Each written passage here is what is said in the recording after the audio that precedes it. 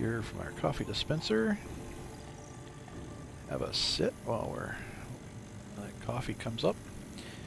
Today I'm going to take you into my Cyclopse sub, which is parked right outside, and show you how I laid it up for use as a completely mobile base. So we'll grab our morning coffee here. Yummy, yum. I find it humorous that it gets a chewing sound for coffee.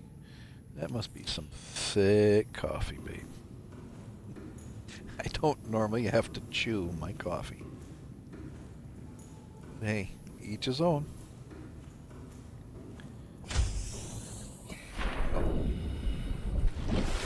So this is the Cyclopse submarine, and no, it wasn't yellow to start with. I thought it was humorous to paint it yellow, as in Yellow Submarine from the Beatles, because it really looks a lot like that submarine.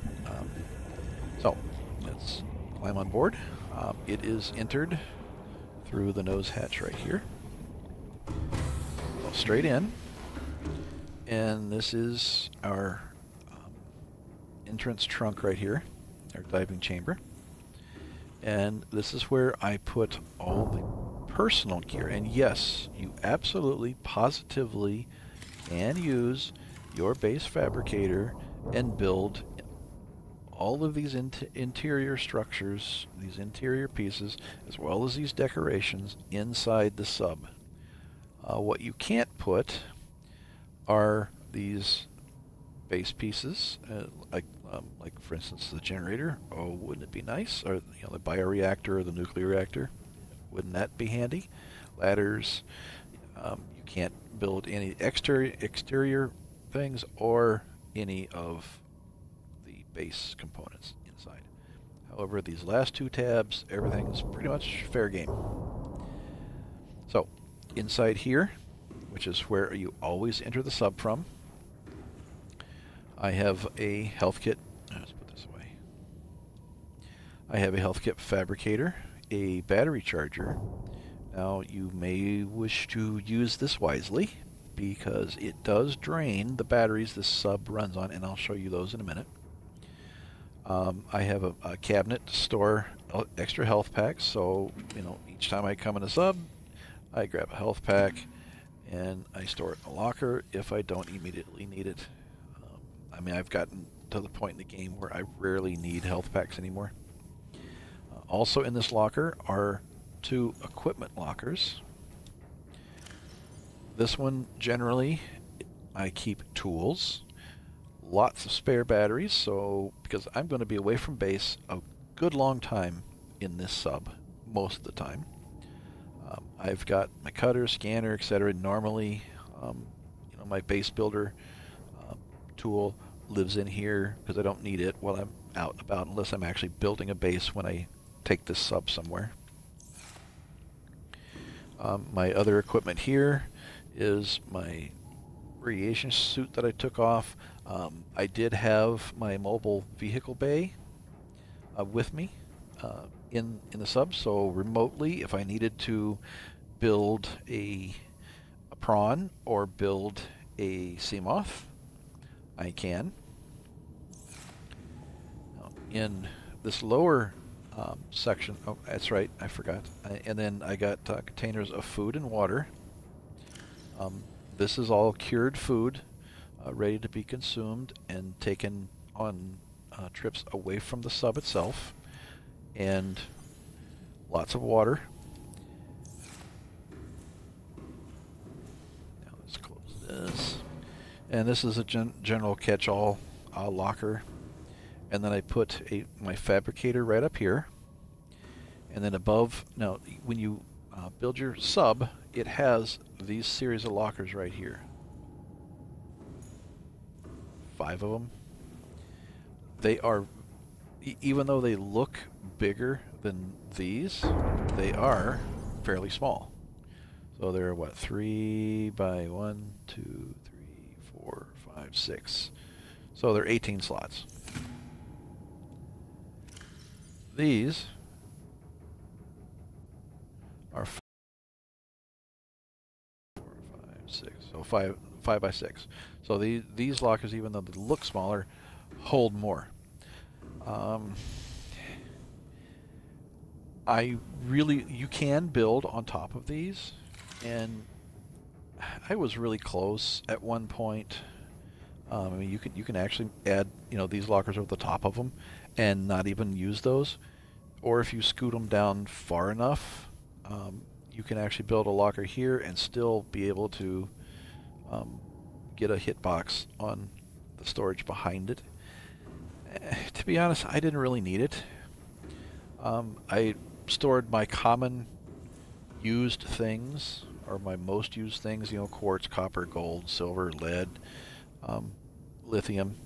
And then this series of 6 lockers back here are always filled before I leave to go on a trip. I always filled these 6 lockers with titanium. So 6 lockers of titanium. And then I have a series of 4 bio boxes up here. I'll show you what I got in them. And I always bring acid mushrooms. I bring deep shrooms and gel sacks, seeds to plant in a base. I always bring 4 creep vines with me. I always bring 4 blood vines with me. And then these are the non-regenerative bio stuff. So the cave sulfur, table coral samples, and stalker teeth in case I need them wherever I'm going and those items are not available there. Starting back at this end are the lesser used items. Here, let me close this door to get rid of it. I've got an extra copper locker because you use a heck of a lot of copper. I've got the ruby, diamond, magnetite, and the nickel. And then I've also got the kyanite, uranite, the sulfur, and again the extra copper locker. And then the ion cube, I have that filled with ion cubes. Slight spoiler. You'll get more of those later. And then I have 3 at the beginning. So for building a base, I've got the prefabbed titanium ingots, aerogel, all the components to build the initial base, including a scanner room and a moon pool and thermal. Grapes! I keep forgetting the name of the darn things. Thermal plants for energy. Then I have a kit box. I used it recently, so I haven't replenished it. Normally, this would contain all the components for both a battery charger, like this, and a power cell charger. I need to get that replenished, but I'm in-game in this thing, so I didn't figure I was going to need it anymore.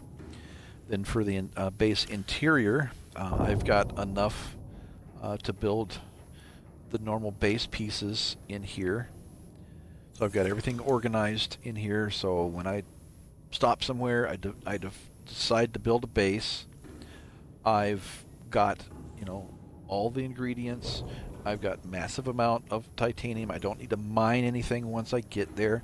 I've got everything in here, and I've got a lot of stuff prefabbed here.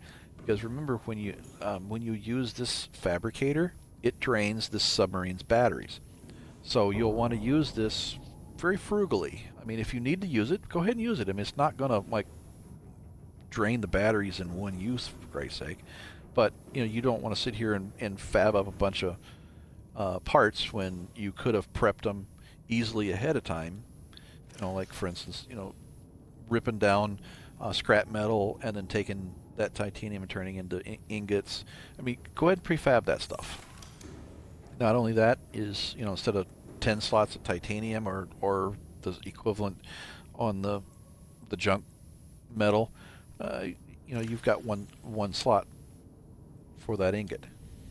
So it's a little bit more conservative on the space. So let's head upstairs. Okay, This is the cabin area. Whoa, is he lost or what? I placed a radio here, so when I was out and about, I mean, I'm not going to get more radios because I'm in game now. When I'm out and about piloting a ship, I get a radio. I can come over here and clicker and read the radio.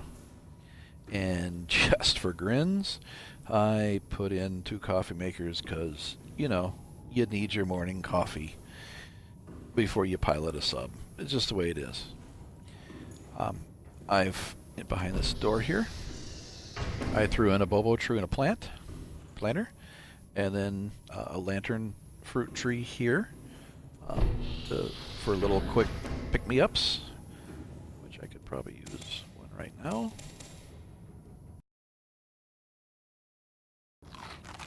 Munchy munchies, top everything off a little bit.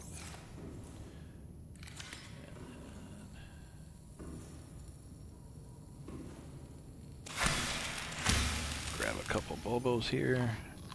Boom. 99, close enough. Alright. For my main food source, I mean, those are just toppers. I don't really use those for an actual food supply. I've got 4 planters, each with 4 melons planted in it, just as I have in the base. So you plant 4 seeds, it grows up to 4 melons. If you whack with your knife, if you whack 1 melon, you get 4 seeds. Okay, and then you pick the other 3 melons and you click on the planter. Eat your 3 melons.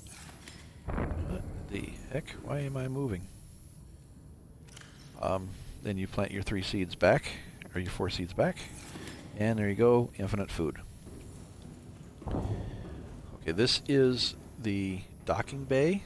Right now there's nothing in it, and I will bring the sea moth in. You can dock either a prawn suit or a sea moth in here. And again, I'll show you that docking. Once it's docked, you will see the information here. And then you can enter and exit that craft through this hatch. This is where you use your decoy item. You throw it in here, in that empty slot. I don't have a decoy made because honestly I've never needed it. When you are piloting the ship, you can launch the decoy if you had it loaded from here. Right, I've got a bed so I can sleep to turn night into day.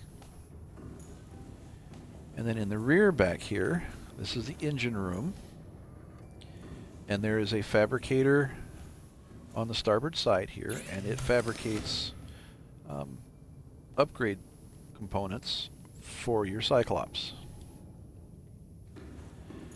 These are where the power in here. There's 3 on the starboard side, and normally 3 on the port side, but again I cobbed these 2 to build something story related.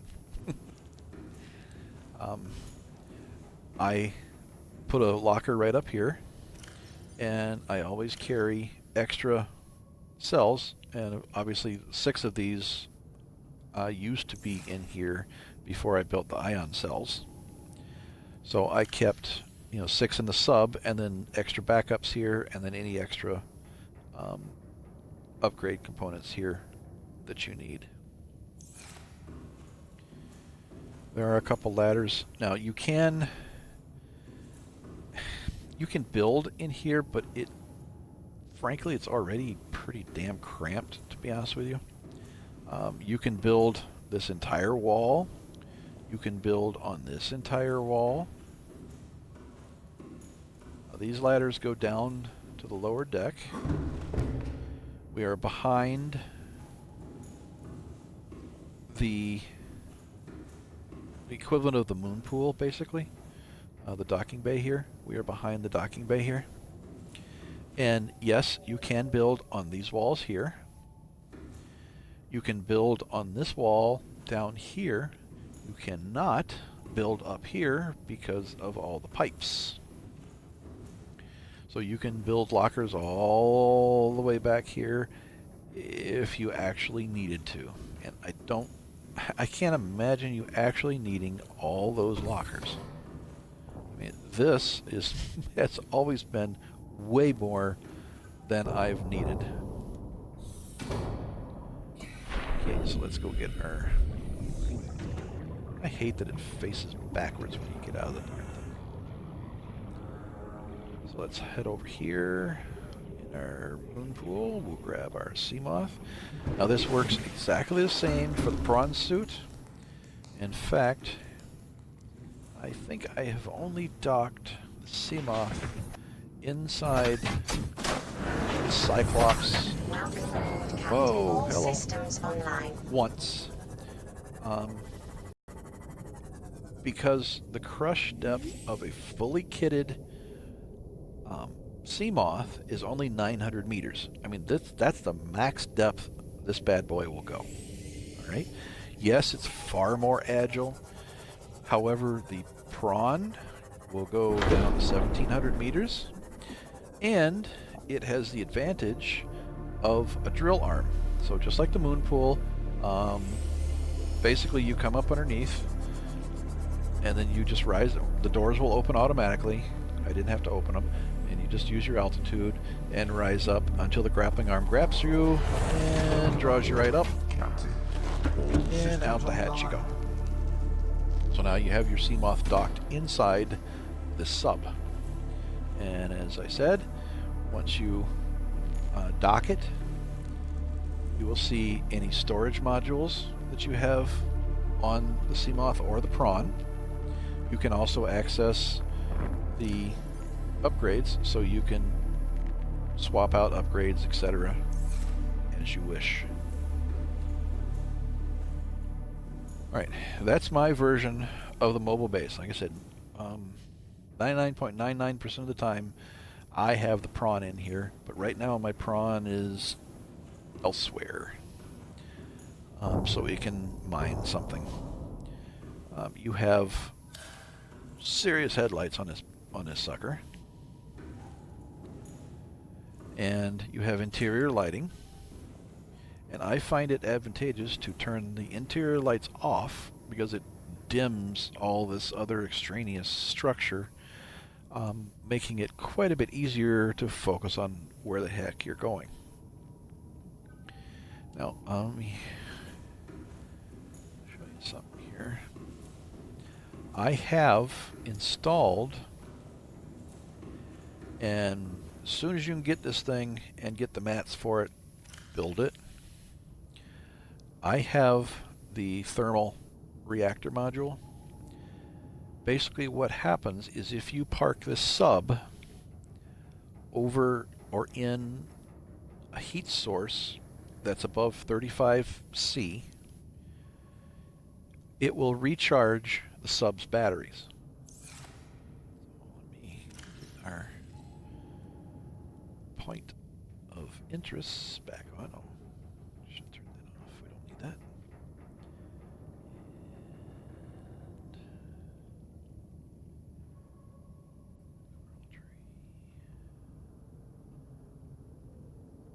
Did I swear I had a thermal vent marker on this thing.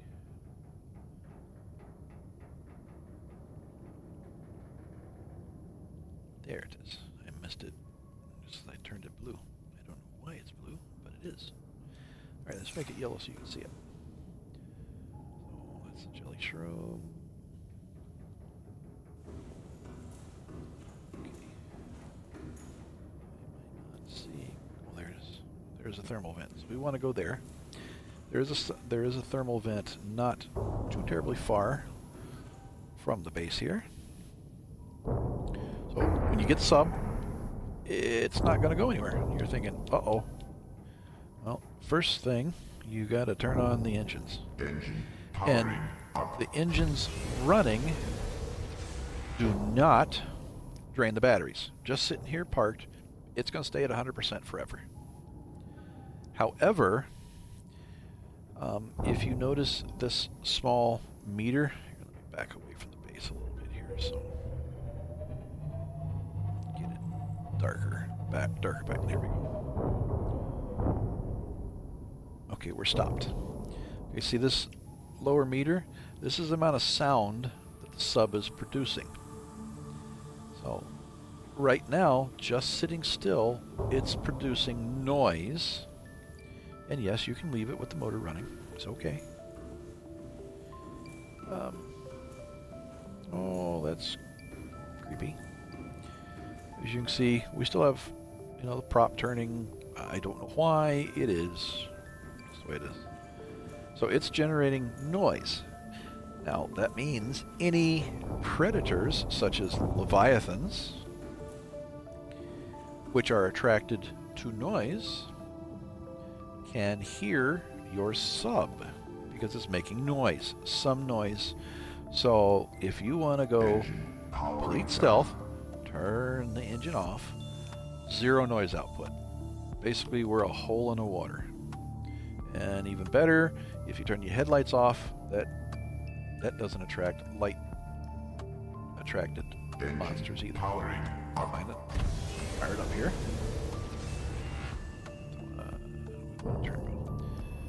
Now, if you have the module installed, there's an active sonar.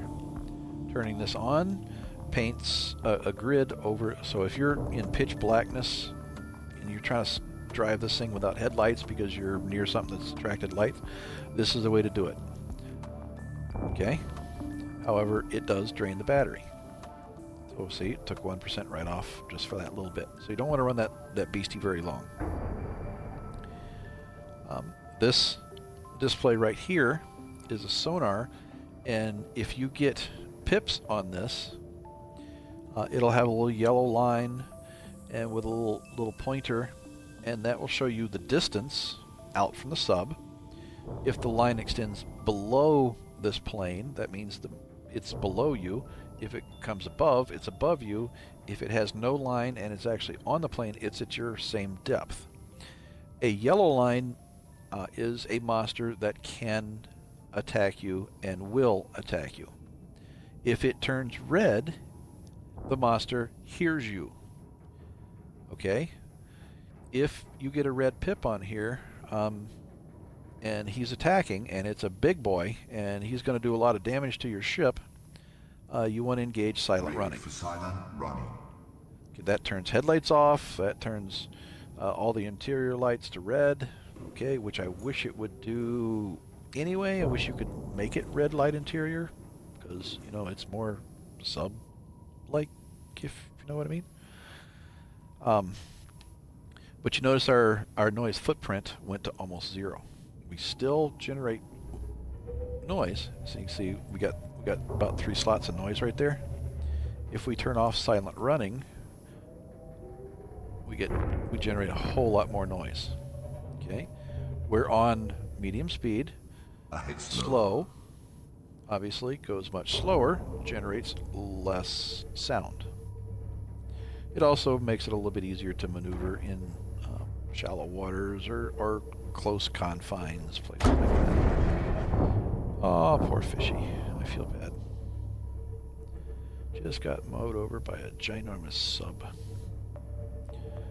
Okay, that little display here will alert you to close things that you can potentially hit and damage the sub. This is your current depth and your maximum depth, and right now I've got the Mark III or Mark II, I don't know, whichever it is, whatever the max is. So she can go down to 1,700 meters, which if I went down to 1,700 meters and dropped the sea moth, that sea moth would survive about 5 seconds before it imploded. So let's take this beastie out a little bit more. Now, so we've got a little bit of visibility problem here. Sneak her down just below surface. Okay, see, that's warning me that I've got something very close underneath me. Well, I can't see it, can I? Well, guess what? This bad boy's got 3 cameras on it. Okay, first is the keel, and that's the bottom of the boat in case you're not very nautical. Okay, you can spin and turn the cameras. Okay, you can set the light for 3 intensities, bright, dim, or off. That's the stern of the boat or the back of the boat where the prop is. These are also engines on the side, and this is facing forward. Now if you look in the lower right corner of my screen, see that little arrow? That shows which direction the camera is facing relative to the sub. So that tells me I'm facing straight forward, straight to the side, and straight ass over it. Pretty easy. We can cycle to the next camera, which is up on top of the sub, and this helps if you're down in caves and you've got a cave system that has a roof above you that you don't want to hit stalagmites and rocks, cave ceiling walls, things like that, and you want to get above the sub and be able to see what's above you. So that's what you'd use this one for. Okay, and this one is called the screw, and if you peek up here, you can see the screw. And that's the prop that's facing forward, and I don't know why I would have thought this camera by default would face aft when you first get in, but it doesn't. It faces forward. I don't get it. Basically, this is the equivalent of your backup camera on your modern cars. Now, yes, you can steer the sub while in camera mode. So I'm moving and steering the sub while I'm in camera mode. Let's say I need to back up. Okay, I switch to the rear camera and face it aft, and if I pull back on the stick to back up, you can see I can easily tell if I'm going to back into something. So I can tell where the stern of the boat is actually going to go. So again, same with the conning tower. You can easily steer the bumpers just like the Seamoth, ascend and descend. This sub does not pitch up and down like the Seamoth. I mean, you cannot aim the sub's nose down. I mean, she's going to stay horizontal unless you land on something, like if you sank to the bottom or raised to the top and, you know, the nose or the tail fin back here, or maybe back by the screw caught on a wall, and you tried to go, you know, below the ballast and go higher, that they would tip it. But you can't normally pitch up and pitch down. You have to use your bumpers to ascend and descend like this. And to exit, you just press B and you're back in the cockpit here. Again, up and down, what that looks like here. And then steering, and boom, boom. Oops, I forgot I was in shallow water. Whoopsie, only a scratch. So let's go back to cameras. And we want to keel. And we're going to go to that thermal vent over there.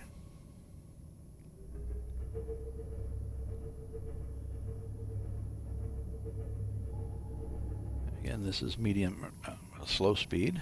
Let's kick it up a notch. The head standard. This is the one you'll want to use, almost all the time. You know what, let's get into deeper water here. Some running room.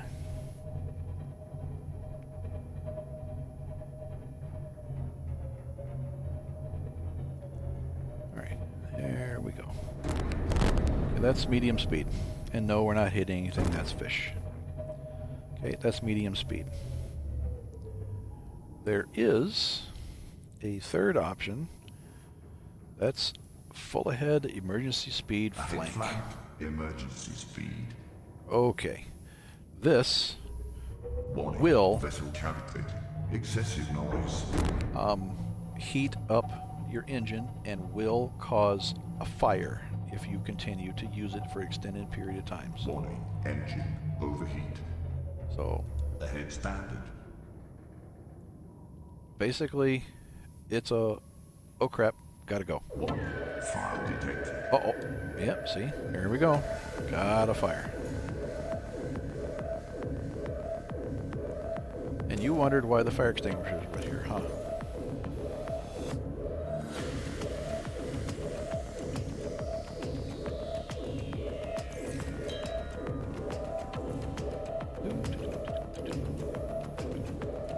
You can build a fire containment system.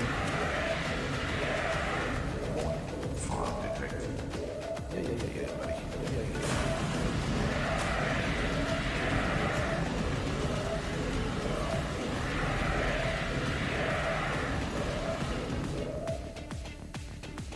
This is why you don't use a head flank for long periods of time. Fire extinguished. Air scrubbers initiated. Okay, it's going to lock off the hatches back there and scrub the air. Okay. Alright, we're going to put our fire extinguisher back. So, if the fires continue, actually, if you have the fire suppression module, you will have a button here that will automatically extinguish the fires for you. So, that's the result of using a head flank too long. It'll burn the ship and eventually it'll explode and sink. Not a good result, given the materials taken to build this thing. So you don't want to use that. Ahead slow. Alright, since we're going to be heading back into shallow waters. Nope. Let's find her. There we go. Alright, I'm going to turn the sub.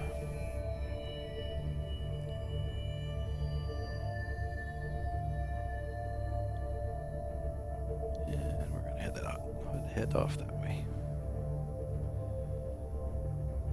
Speed in shallow waters, not a good combo, especially with the slow loading times that you get on the Xbox sometimes. I mean, mountains will suddenly appear right in front of you. Not a good result for a ship like this. And it's not exactly, you know, stop on a dime type ship.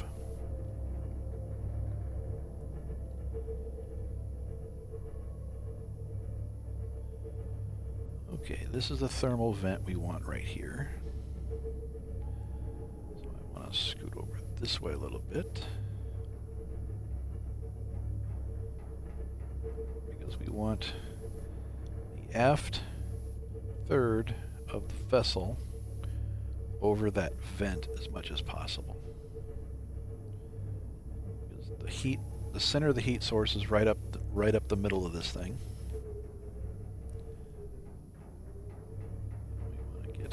Just past it a little bit here, and then we're going to take her down. Okay. Take her down some more. So we're going to put the sub in as hot a part of that thermal vent as we possibly can. You're wondering, why?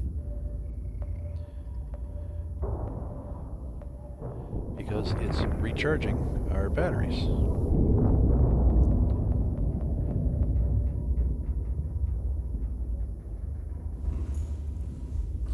And by the way, it doesn't drain every battery simultaneously. It will actually, oh shoot, let's turn on some lights in here so we can see what the heck's going on, right?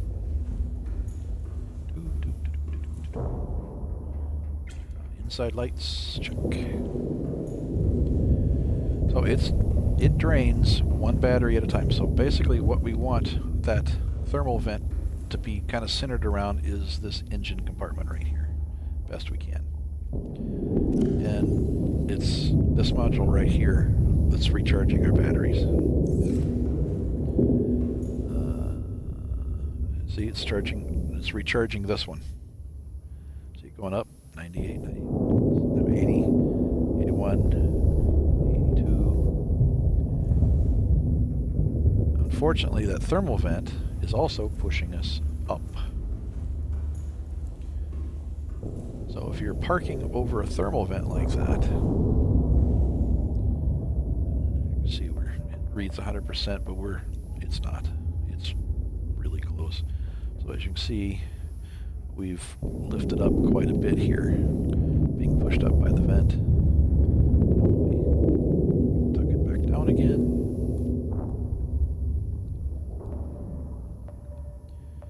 And we're probably really 100% by now.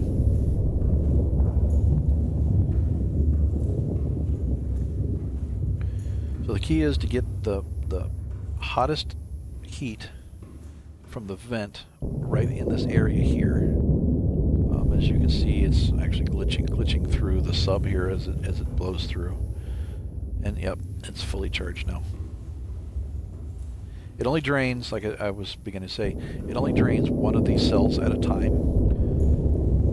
So even though you carry 6, and in the case of ion cells, that's 6,000 power, that's a lot.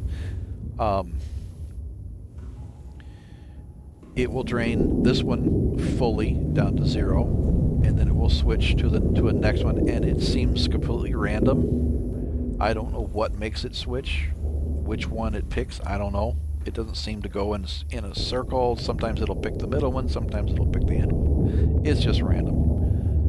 So with the ion cells, you've got a hell of a range in this thing. And even with standard power cells, you can go virtually anywhere on the map and come back and still have plenty of power.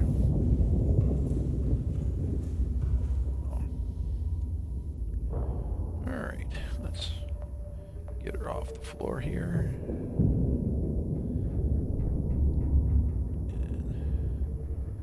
Seek fluid intake.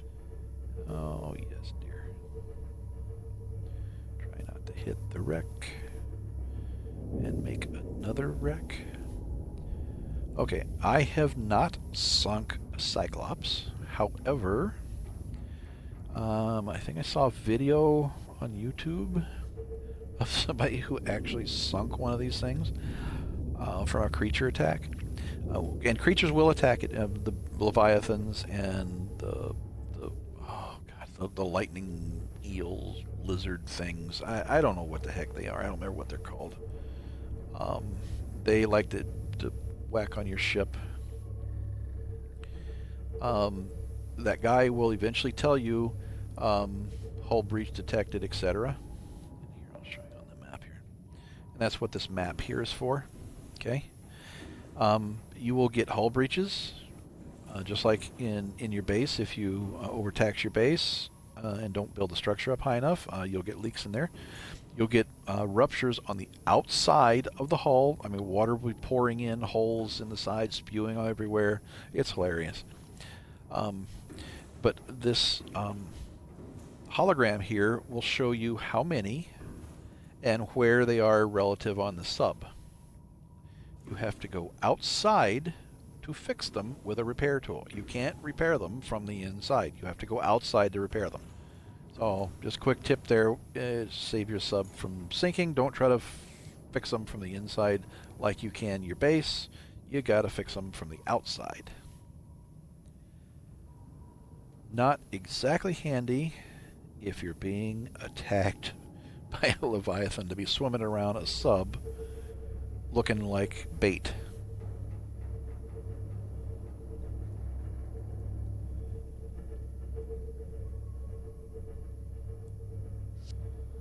Okay, I don't remember where I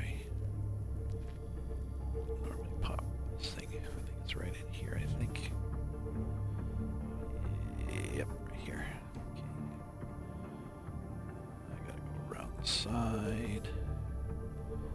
True to weeds. Swing proud. Yeah. I know the base is back there, buddy.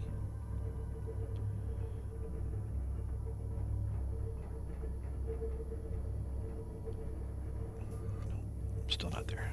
Thought I was. Still gotta go past it a bit.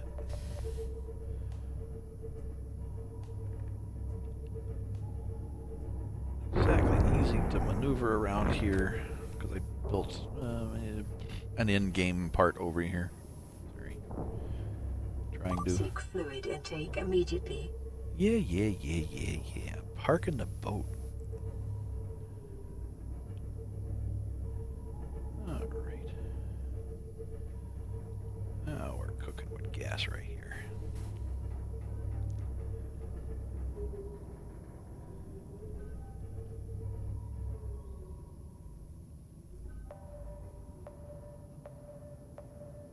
Yep, I know. I'm on purpose, son. Thank you. Engine powering down. Alright. Let's go make PDA lady happy. I mentioned the fruit. 1 whack. 3 eat. Vital signs stabilizing. Okay, next one. 1 whack. 3 eat. And there we are, virtually at 100%. I'm going to save those. I'll get a elbow tree. Last top off, boom.